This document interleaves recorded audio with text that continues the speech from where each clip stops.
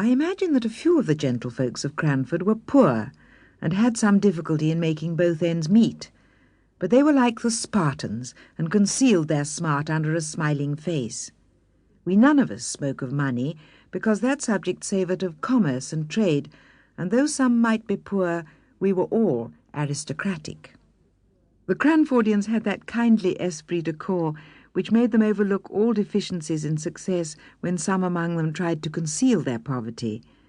When Mrs. Forrester, for instance, gave a party in her baby house of a dwelling, and the little maiden disturbed the ladies on the sofa by a request that she might get the tea-tray out from underneath, everyone took this novel proceeding as the most natural thing in the world, and talked on about household forms and ceremonies, as if we all believed that our hostess had a regular servants' hall, second table, with housekeeper and steward, instead of the one little charity school maiden, whose short ruddy arms could never have been strong enough to carry the tray upstairs, if she had not been assisted in private by her mistress, who now sat in state, pretending not to know what cakes were sent up, though she knew, and we knew, and she knew that we knew, and we knew that she knew we knew, she had been busy all the morning making tea-bread and sponge cakes.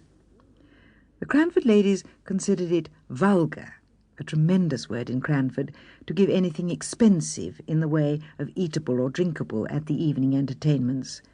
Wafer, bread and butter, and sponge biscuits were all that the Honourable Mrs. Jimison gave, and she was sister-in-law to the late Earl of Glenmire, although she did practise such elegant economy.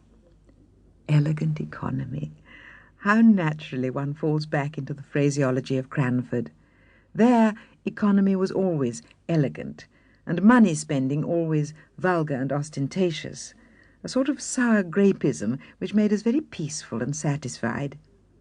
I never shall forget the dismay felt when a certain Captain Brown came to live at Cranford and openly spoke about his being poor, not in a whisper to an intimate friend, the doors and windows being previously closed, but in the public street, in a loud military voice, alleging his poverty as a reason for not taking a particular house. The ladies of Cranford were already rather moaning over the invasion of their territories by a man and a gentleman.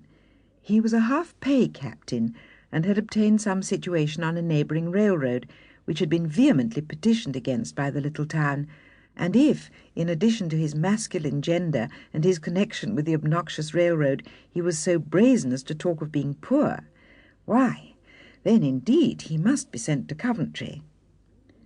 Death was as true and as common as poverty, yet people never spoke about that loud out in the streets.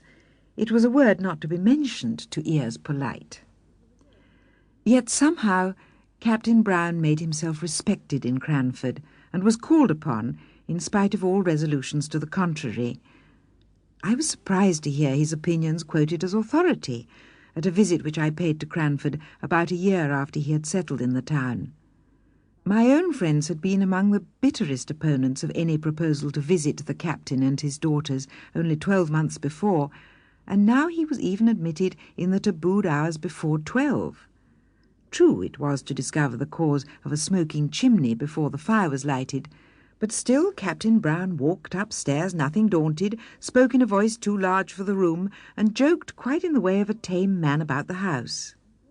And at last his excellent masculine common sense, and his facility in devising expedients to overcome domestic dilemmas, had gained him an extraordinary place as authority among the Cranford ladies.